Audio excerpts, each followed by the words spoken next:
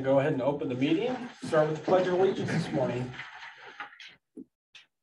I pledge allegiance to the flag of the United States of America and to the republic for which it stands, one nation, under God, indivisible, with liberty and justice for all.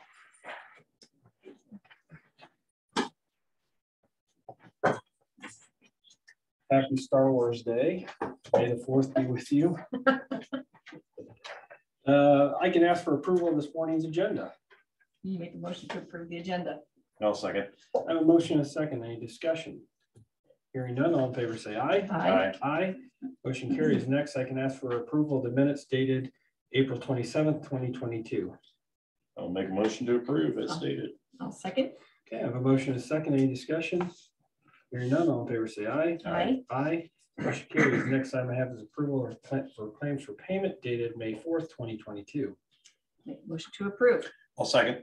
I have a motion and a second. Any discussion? Hearing none, all in favor say aye. Aye. Aye. Motion carries. Next, I have consideration of proclamation from Central Iowa Community Services. May is Mental Health Month, and I'll read the proclamation before consideration of adopting.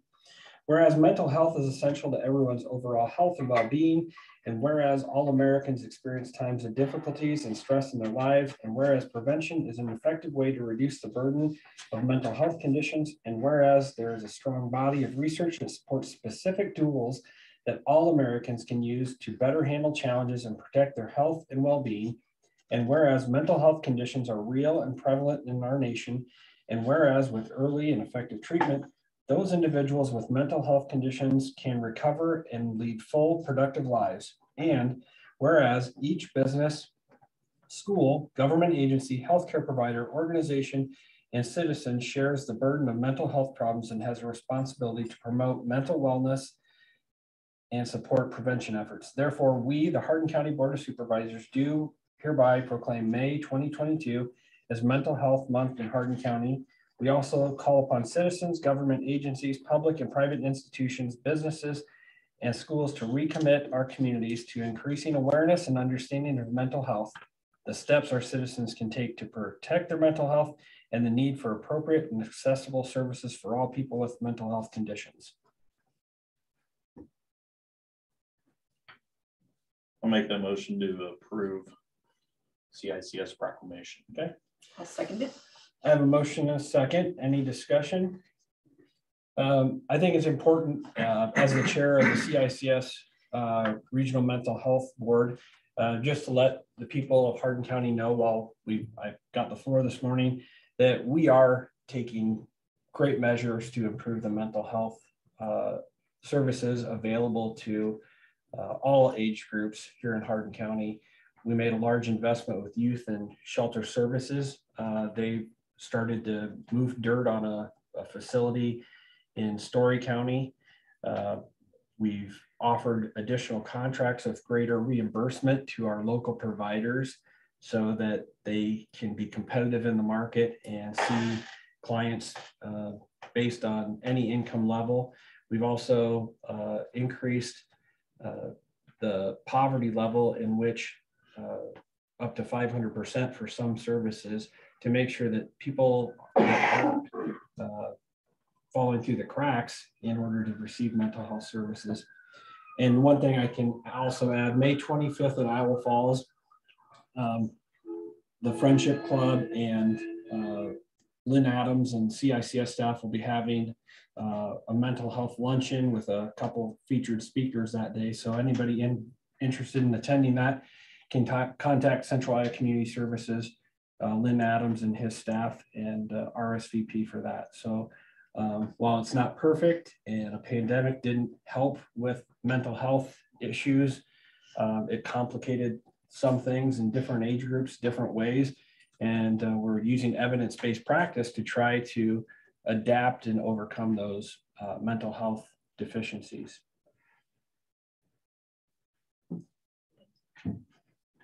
All those in favor of approving the proclamation say aye. Aye. Aye. Motion carries.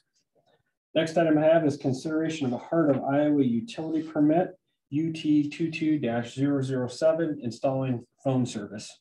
I make a motion to approve. I'll second. I have a motion and a second. Any discussion? Hearing none, all in favor say aye. Aye. Aye. Aye, motion carries. Next I have is consideration of a motion approving a petition to intervene in HLP 2021-001. This is in regards to the Summit CO2 pipeline. Attorney Meyer is seeking our approval to submit the petition to intervene. And that hearing, according to Attorney Meyer, will be placed on a docket sometime in the future. As soon as we know, we'll let the public know. It has been determined by the Iowa Utilities Board that those hearings will be conducted in Fort Dodge, Iowa, because of the geographic midpoint on the proposed pipeline route. Anything to add? No, I'll just kind of explain why all the information that's in that petition, it should be in the packet, but I needed to, under the rules of the utility board, needed to demonstrate, make a showing as to why Hardin County or anybody that wants to intervene, they have to show why they should be allowed. So tried to point out what's unique about Hardin County, and then also in the petition to intervene, have to take a position regarding each of the claims that are in the application. And so the rest of the petition addresses and responds to each of those claims. So that's, I guess, the substance and why what information is in the petition is actually in there. So if you got any questions, let me know. The other thing I think to add, going forward, any questions, comments, concerns, we are using a single point of contact for all pipeline matters here in the county. Those will be funneled to the county attorney's office.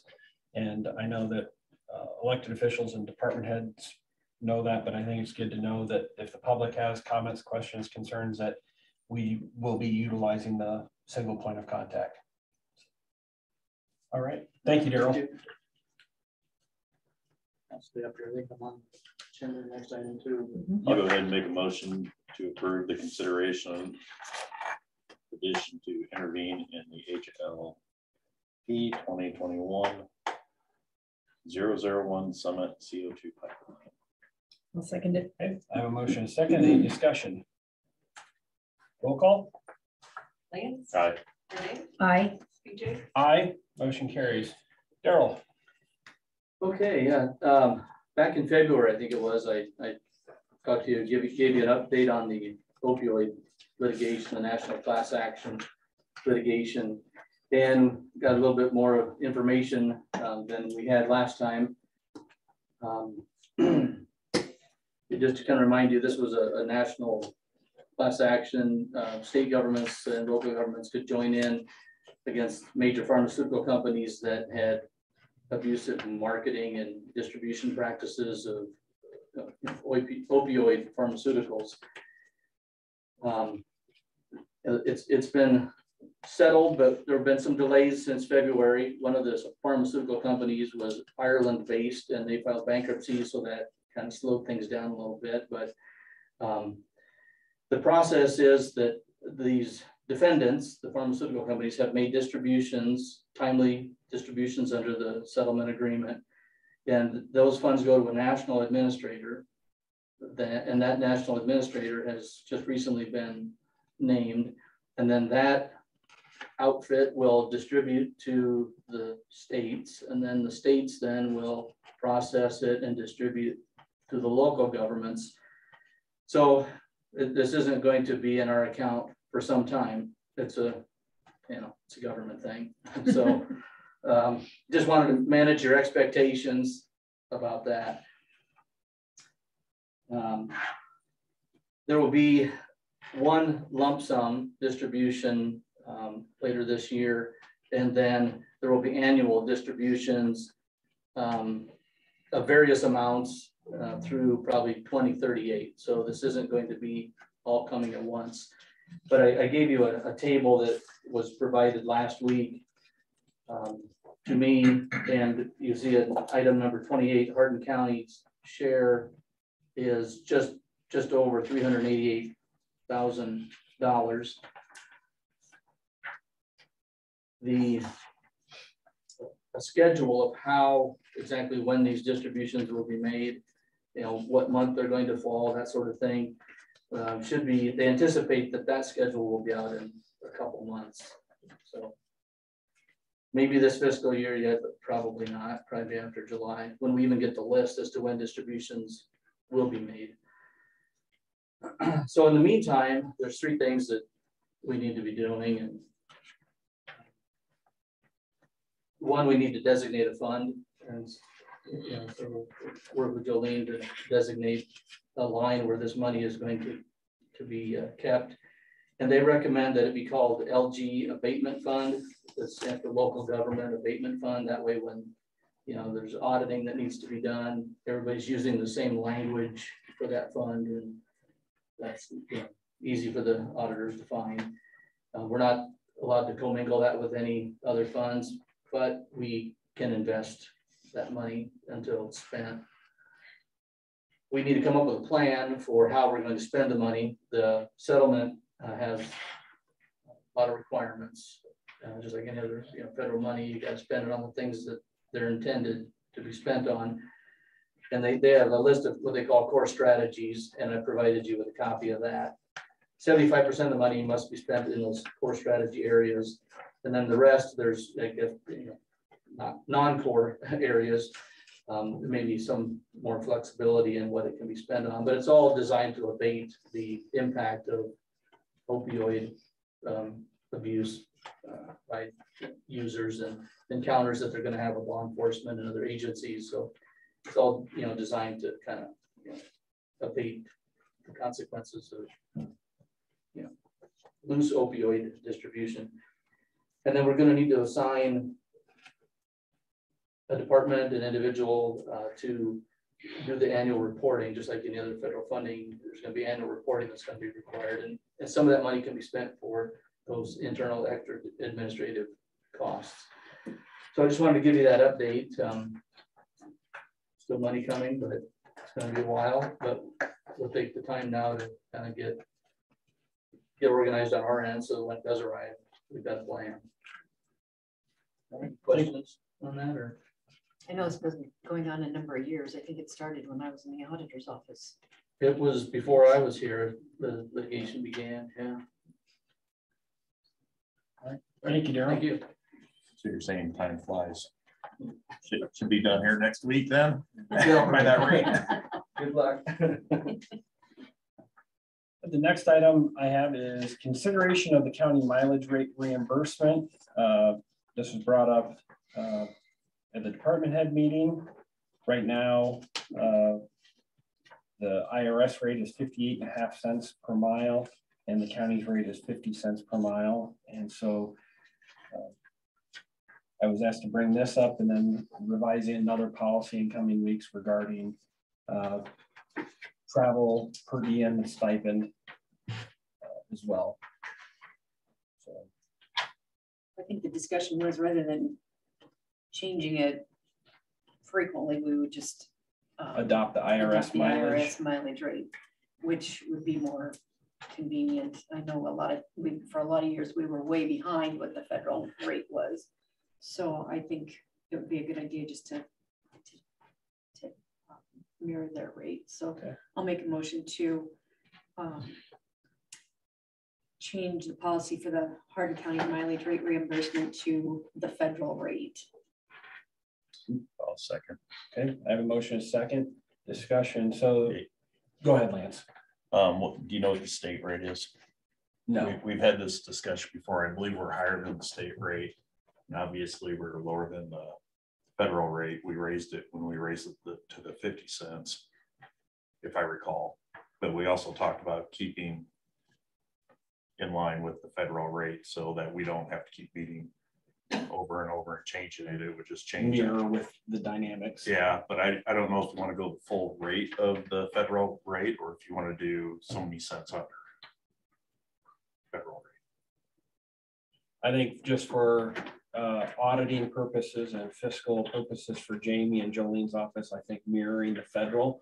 I know with the state rate, when I've asked about why the state is different, they have a motor vehicle pool. So they don't pay as much in mileage to individuals.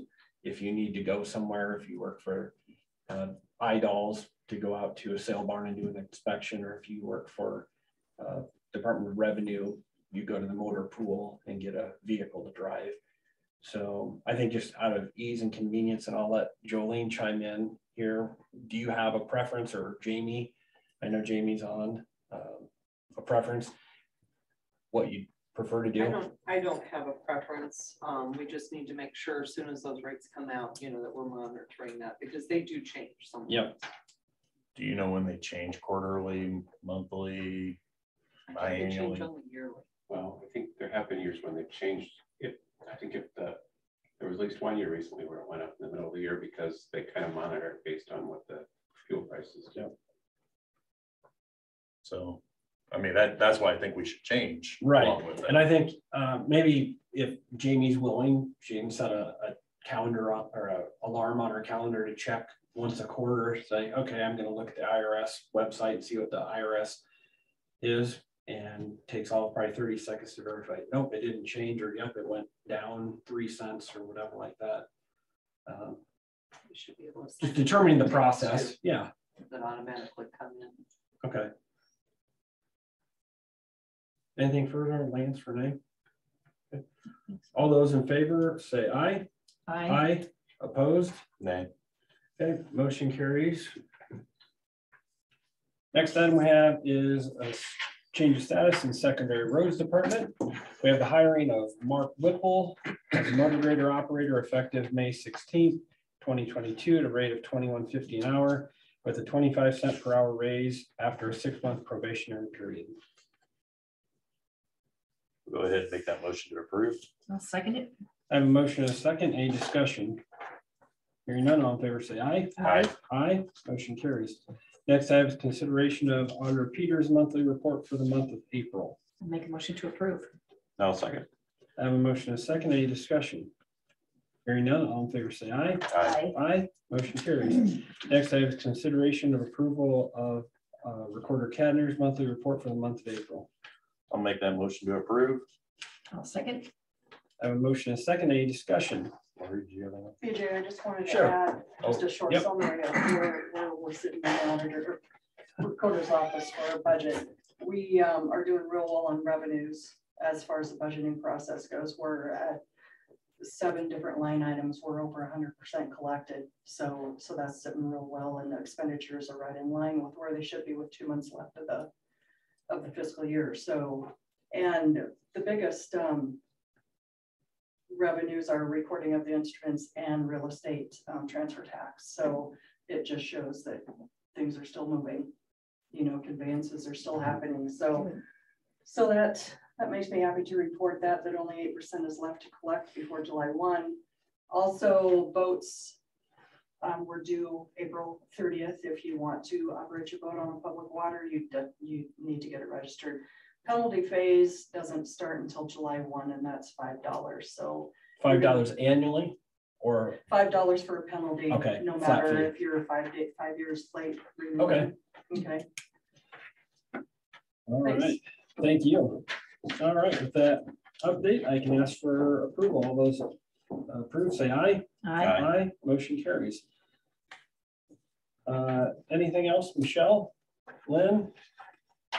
Well, I'm sorry I was late. I got It's okay. in another situation, but I just wanted, I know you did the proclamation earlier, but I did bring, and I don't know if you talked about the event we're I having. did. I brought some extra flyers. Can be Perfect. And once I'll one. see if Jess can put that online too. Yeah, it'll be online. I've got a news release here. Is there any press here? No. Matt's online too. Okay, well, I sent a news release to the Outpost paper, and we're co-sponsoring this. It's open to anybody.